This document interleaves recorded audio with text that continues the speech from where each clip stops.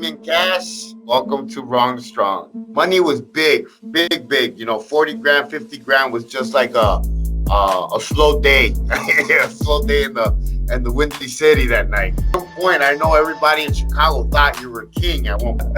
And is when people they're like, "Oh man, you know the Wrong to Strong dude?"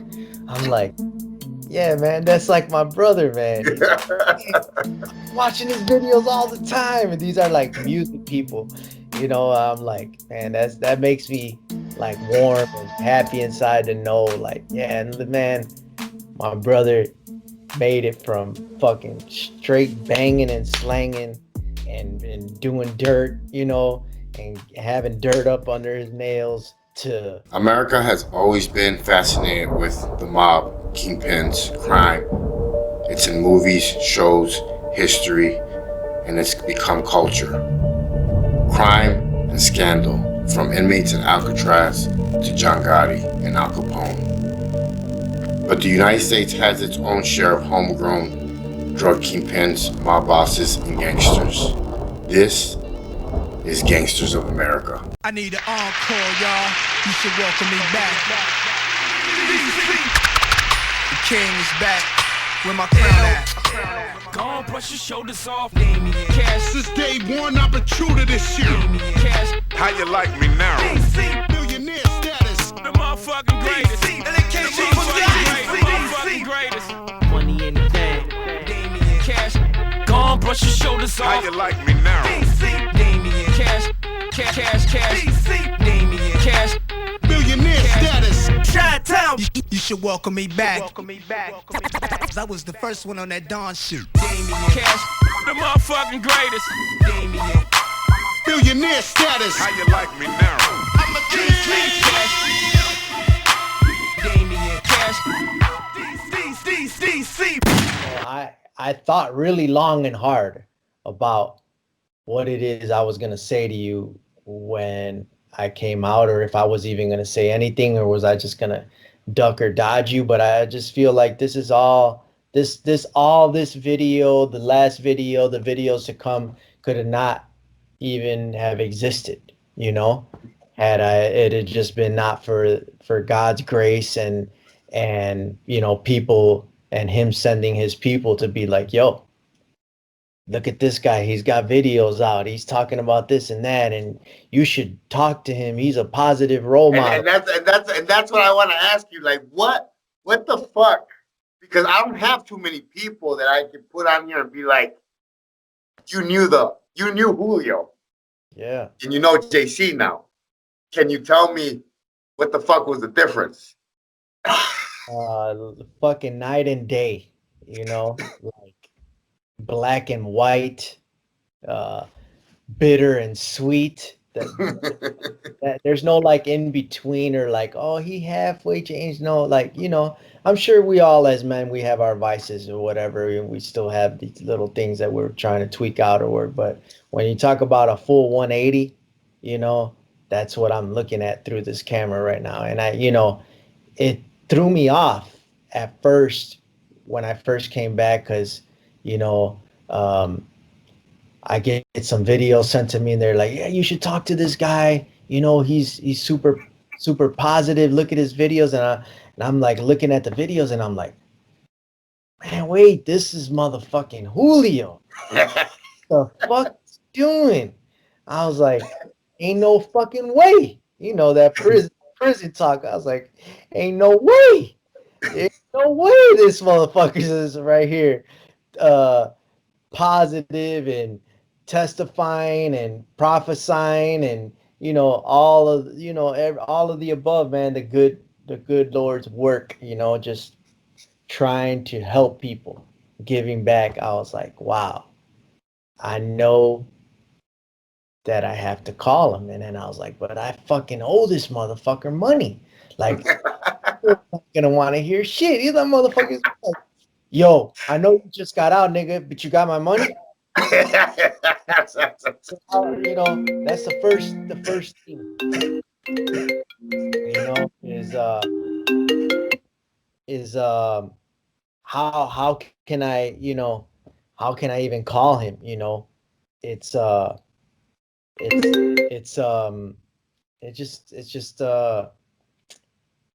it- I was like floored by it, like how how could I there's no way that I could call him with, that in between us, and how are we gonna fix this, or how are we gonna um I'm not gonna go back into that world. There's no way I'm gonna be able to pay that to him. And all of those things came to mind, and I was like, well, and then maybe I just call him and maybe he'll just put me back on and I would be right back to what the fuck we were doing before, and then God, I think, just came in and swept all that to the side, and he says, I want you to call him, and I want you to just let me handle this and just call him, and everything's going to be fine. I knew it, that when I picked up the phone, that when I called you, that it could go one or the other way, and but somehow I believe I was in his hands, and you were in his hands, and you know he put forgiveness in the call, and that money was just water on their bridges. You were like, fuck that money, and I was like, no, this ain't fucking Julio. Ain't no way this is Julio. I still was like, is this like a fucking like punked or some shit, MTV?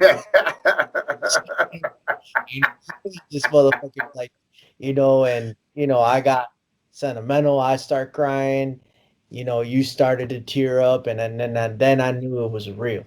I knew it was for real. The change that had happened in you, and I knew that he was trying to show me something. He was trying to show me that it's possible to walk the straight line, and look, Julio, you saw Julio, you did dirt with Julio, you know what Julio's capable of doing or has done in the past. Look what I've done in his life. And I think that was probably one of my biggest lessons fresh out and coming out, that just keeps me grounded and focused on trying to do the right thing. Because people like us, you moved away to Arizona, so it's easy for you to, change your number. Yeah, I'm, yeah. That's what I'm I was about to say. I was about to say that. I was like, it was a little bit easier for me once I said that's it, I'm done. I mean, yeah, I fucked around a lot in Arizona. I know a lot of people down here, but it was a lot easier because it, that's home. That's like, home. like, Everybody knows us. I mean, it's like one It- person knows another person, and it's like, oh yeah, where is he? Oh man, let's ride down on him, or what's up with them? So it's like, I get a lot of those, man, let me come by the studio. Like, they think it's just like I'm at the studio where it's just I'm playing and it's shits and giggles. Like, no, I'm fortunate enough to be with somebody who's like in the real realm of music. He's really doing music, and I helped him establish himself here. So he gave me a hand when I got out, and he's like, I'm gonna teach you what I'm doing. I mean, my office is not, you know, it's not the Ritz Carlton, but it's not a fucking joke. We got two Drake records this year alone, and a whole bunch of shit in the pipeline that my boss, does. He hates it when I call him boss, because he knows from what cloth I come from, and yeah, yeah, from the yeah. street, and he's like, don't call me that, man. You're like my partner. I don't want you to feel like I'm your boss. But it's like, I was very fortunate, to have established some real relationships like ours, uh, the person who I work for now, and those relationships stand tried and true, and they stand the test of time. Like, Yeah. I was You, on for quite a bit, you weren't lucky, Damon. You were a good dude, bro, and you always took care of your friends, bro. You always looked out for your friends, man. And brother. you Thank you. know, that's a quality that you've always had. Uh, as far as I can remember, you you would call. I remember one time you called. We were at the house, and you were stopping to get something to eat. You called to see if Kay or anybody wanted something, but Yeah, that's just how you were. You know what yeah, I mean? So it's not luck, brother. It's that you carried yourself with respect and you treated everybody else the same way. So everybody, you know, is going to receive you the right brothers are going to receive you the same way, just like I'm happy that you're back in my life. I'm happy that you actually got to see the change in me, and that you're going to see everything that we're going to do together now, man, because this is nothing. Yeah. This is just like the little top. And is when people they're like, "Oh man, you know the wrong to strong, dude."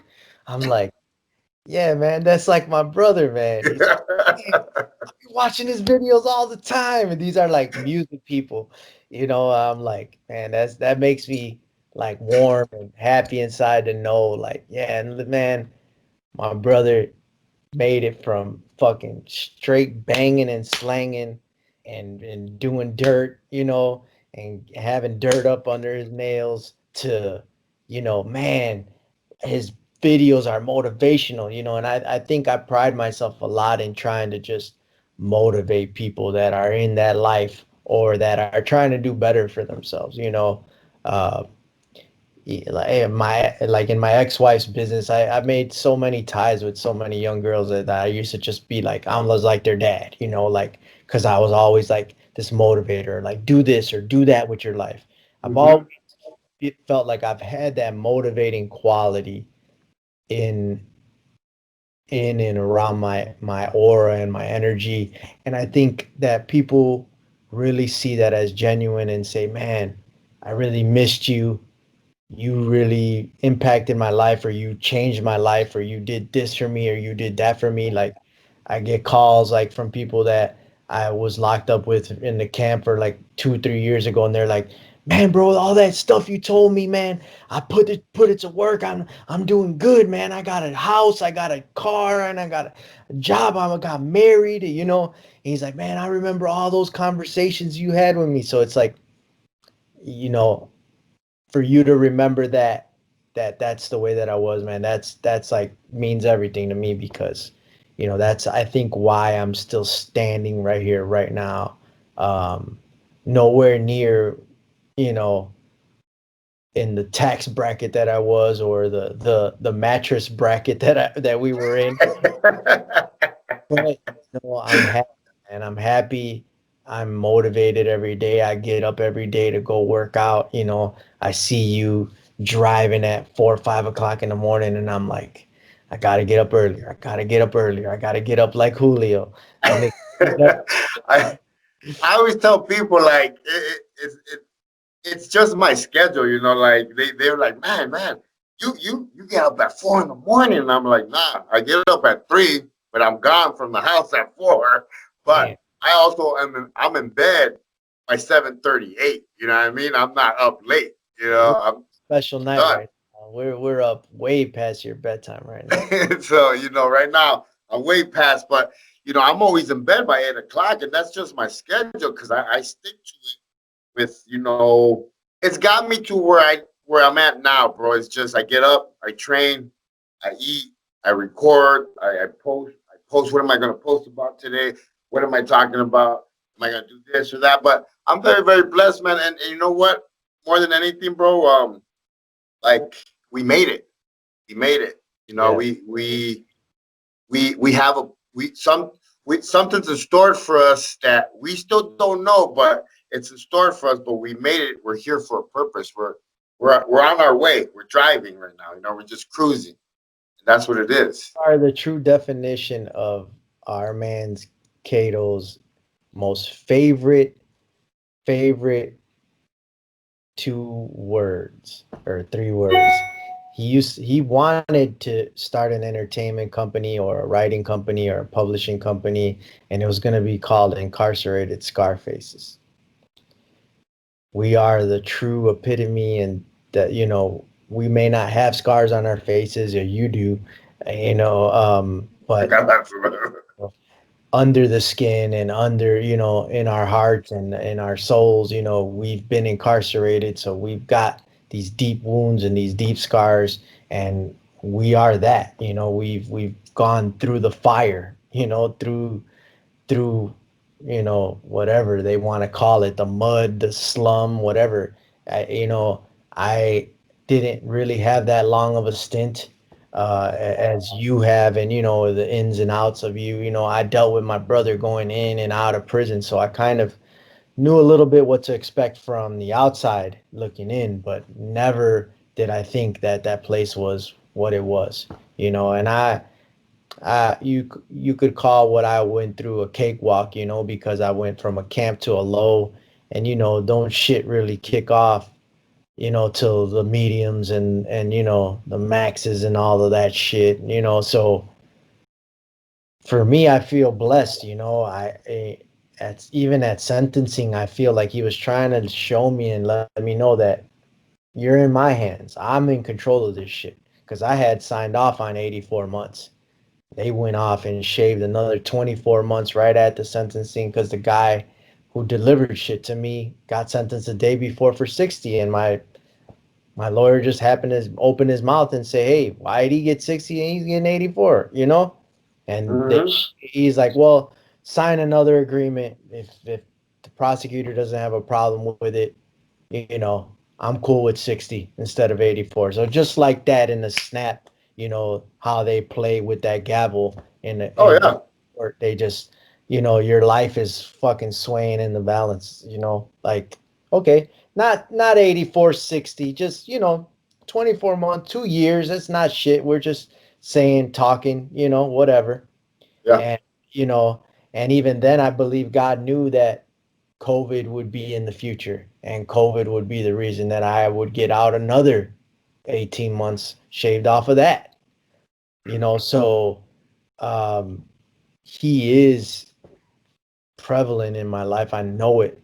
He's been there every step of the way through my lows, and being in the shoe for 70, 80 days, going through a divorce and not being able to reach out. And as men, or as incarcerated men, we try to control things on the outside. Oh yeah. We try to manipulate things on the outside and call, and and that's why the phone was so important to me to have in the joint. Was like, I could blow her up, I could call her, I could check up. You still want to be in prison talking shit, and I used to look at the guys. It would be on the phone, talking shit and being like, "Did you send that money? Did you send that money? It's still not on my book." And I would look at them, because I was never, I shouldn't say blessed. I didn't have family like that. You know what I mean? I didn't have mail call. I didn't have money on my books, and I had to hustle and do what I had to do to survive in there. But you know, uh, Valerie, Valerie actually was the only one to this day out of all my bids has been the only one that sent me money when I did time. She would send me $1,000 every month. I was a straight baller for like year, a straight year, until she found out that I was getting high in Mexico, and she stopped it. Because she always looked at me like a little brother. You know what I mean? She always took care of me. And the thing is, bro, is that even though you went to a low, bro, you went to a low, a camp, and then to a low. Yeah. You had never been to prison, so to you, that's max. Yeah, That, I was like, oh, I'm in the big house now. I'm behind the fence, you know. Do I need to buy a knife? They're like, no, put that away. What are you Yeah, I doing? know. It's like when I made it to the low for the first time, when I got this violation, I went to the low for the first time ever in my life. I went to a low, and I'm getting my stuff to go take a shower, and I put on my boots, and all the Sureños are looking at me, and they're like, "Hey, what are you doing, homie?" And I'm like, "I'm gonna go shower." They're like, "Dude, you ain't in Max no more. You don't wear boots to the shower." I was like, "Hey, it's crazy how different the camps are, how different the lows are, the medium, and uh, we'll talk about a little bit more about how it was at the camp, because everybody talks about, oh, I could do 20 years at the camp. That's how cakewalk it is, but people no, don't realize it's still fucking prison. yeah, it's Chinese torture. You don't have the worries that you have in a medium and the maxes or whatever, of like getting killed or hurt, or I mean, there's still altercations. I got in a fight I got into 3 fights at the camp in the bathroom, where I got into no fights at the low. So everyone really does want to fight, in prison, whether you're at a camp or at a Mac. That's like the thing. Let's kick it off. You want some wreck, motherfucker? Let's go to the bathroom. You know what I'm saying? So it still happens, you know, but the other side of it is that you're halfway free and halfway in. So you're like out custody. So it's like you could walk off. So that liberty, but knowing that, okay, a marshal will come pick you up down the road or whatever, or a few days later, or wherever they catch you at a motel, whenever they decide to pick your ass up, they're going to come get you eventually. So the torture of like not fully being in and not fully being out and having like 1 foot in, 1 foot out, I Yeah. think the biggest struggle in the camp, and camps are, I think, more of a mental fuck than anything, because you get the visits, you can run off, go to the hotel on the weekends, and knock your wife up, and still have kids, but you still can't earn. You're in the camp. You can't. Yeah. You can still get into a whole lot of trouble out in the world. You can make phone calls, get a phone, call people, try to set up deals. Marshals used to come pick people up at the camp all the time that thought they were going to get on their phone and make deals happen and have money dropped off at home and take care of shit at home, all from a phone. And I'm like thinking to myself, that's not going to end well, bro. You're doing way too much on a phone. You're not out there. You don't have the eyes, you don't have your ears out on the street. Hmm. You're removed, and marshals came 2 or 3 times and picked motherfuckers up, brand new cases. And they weren't Yeah. even starting on the case On the time. first one. Yeah. So I saw so many different things there, the access, we didn't miss out on anything. We had food from the outside every weekend, Burger King, McDonald's, tacos, carnitas, tortas, tequila, you know, we were in there is just like a fucking, one of the mob movies, Yeah. is it really is. That's what the camps were, and then you're in there with the only good thing about a camp is that there's no chomos, there's no child molesters, you know. But you're in there with a bunch of fucking blue collar, white collar crime, paperwork motherfuckers, scam artists. So the scam is on 10 because they're Yeah. in trying to get you to learn something from them or scam you out of some money. Hmm. So there's just different evils. There's different things you got to watch out for in a camp. And when I got hit, you know, I got sent down to a medium shoe Oh, because that's it is a medium. that, yeah, So I'm yeah. officer camp. I got sent to a medium shoe. Then I'm out custody. So I got no celly. So I'm in basically in the corner of the shoe at Oxford in a range where there's nobody on there. Yeah, you Nobody, can't have no contact with nobody. no contact with nobody. So I'm in solitary, really. That's what I'm in. I went from being at pinochle games and bridge games and spades and whatever other all the card games you play, studying and watching and you know to solitary. So I feel like it was like a transition for me, like, okay, you must really not understand that you're in prison and you're still trying to control things, and I believe God sent me there to learn my lesson of what this was about. Well, you had to go there to pretty much, every action has consequence. Yeah. You know what I mean? And in our lives, you know, we've kind of learned to kind of like brush it off a little bit because it was about let me get that money, let me get that money, let me get that money. Get the fuck out the way. And you're giving that fucking, that football Yeah. hand That to high, everybody. And yeah, what I mean, you're not basically, and that's what I couldn't comprehend in my head that I had to learn because the first time I got out in 2013, I wasn't selling drugs, but I was still driving without a license. I was still drinking and driving. I was still I was fucking with steroids. I was still doing illegal activity. That's what I try to tell everybody. If you ain't doing nothing, you ain't got nothing to worry about. Trust me. You if you're worried about something, it's because you're doing something. And that's what like I tell everybody because they tell me now, JC, for real, man, like now you don't do nothing. I'm like, no, motherfucker. I waited till I got my license. I don't even I don't even jaywalk. I walk to the light, press the button, and cross.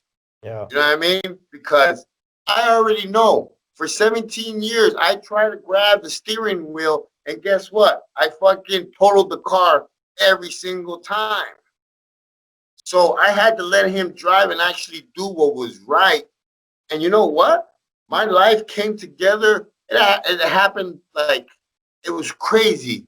Sometimes I'm like, I told my wife, I'm like, sometimes I wake up and I get a little startled because I get scared because I feel like I'm going to wake up in the cell where I was at, not here in my home, driving my Range Rover, having my beautiful wife. Like I wake up and I get scared because I'm like, fuck, is it a dream? Was it a dream? Yeah.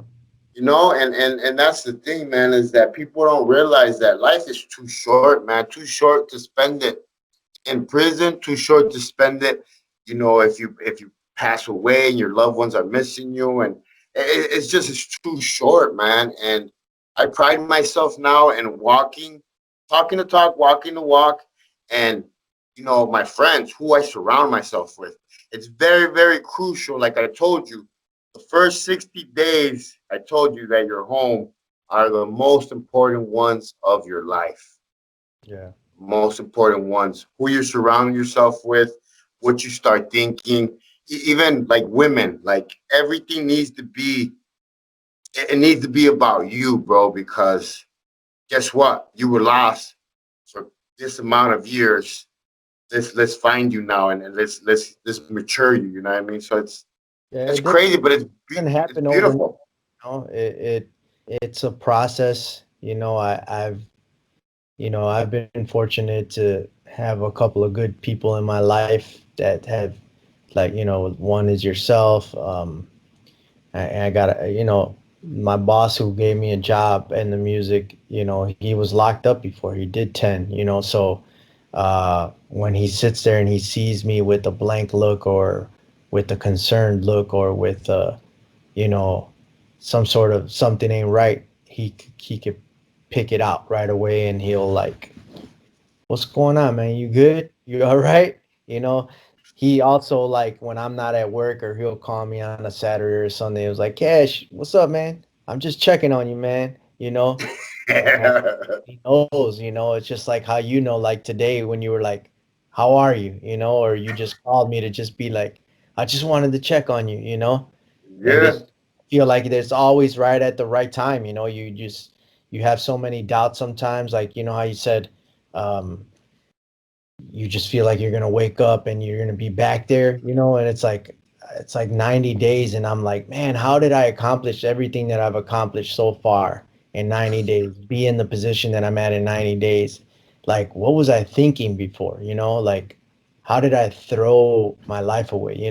How was I numb or blind for 12 years in a marriage, and ravish my life and my marriage like that? Just running and gunning, just off the edge of my seat, just not thinking of any consequences at all, confused, lost, and like you said, I'm just learning this new me right now, 90 days of meeting a person, which is, yourself, your new Yeah. self, Yeah. that just like not doing all the fuck shit you used to do. Yeah. You still like shock yourself into like, wait, you really just told that dude no? Like, man, you need money, or like, why'd Yeah. you walk away, or why, how come you're not answering that guy, or like, man, you really, you know have that time to like rationally think and make better decisions, when you don't have all that pressure. I couldn't ask for more. This background is the apartment that I wish I have.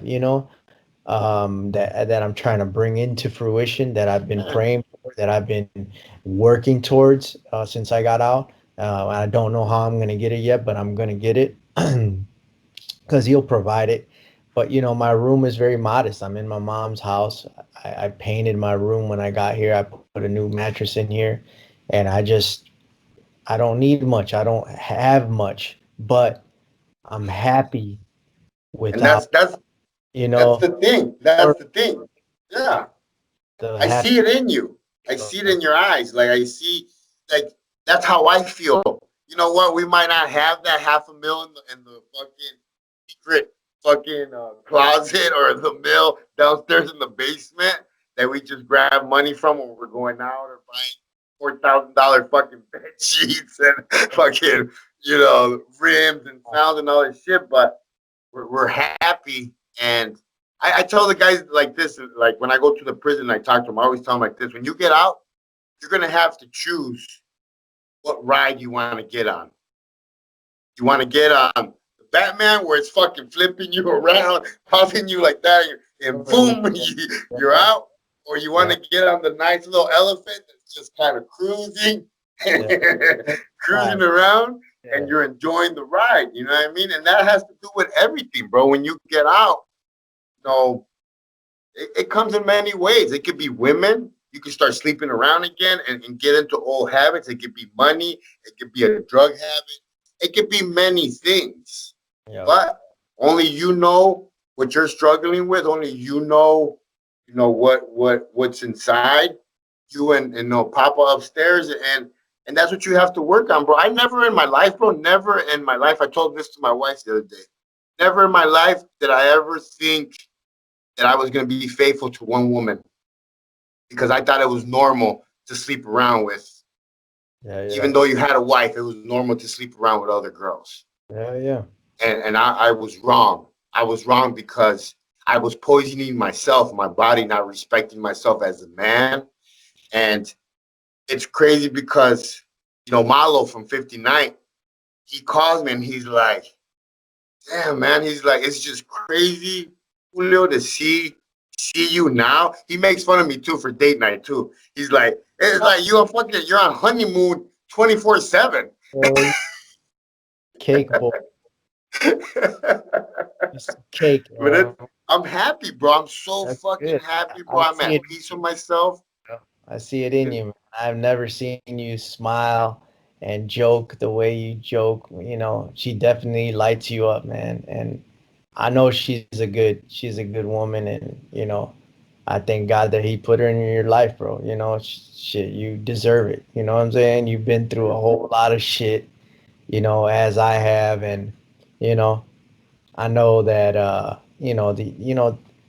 He's definitely in our lives, bro, working. You just gotta look around and be thankful for all of the things that He does, man. It's just amazing all the shit that we've been through in our lives, and to still be standing here breathing, that alone in itself is It's a the big miracle. blessing and miracle of it all. Yes, Uh, brother. some of the things that we've seen, like we a fly on the wall of any of our daily routines or our activities would probably shit itself, you Or know. make a movie. So But you know what? I'm gonna leave you. I'm gonna let you get to rest, man. yeah, This is just part one. This is a fucking hour long. yeah, This is part one. We got so much shit we gotta talk about. It's crazy, man. I don't know when you're flying down here with Prophet, but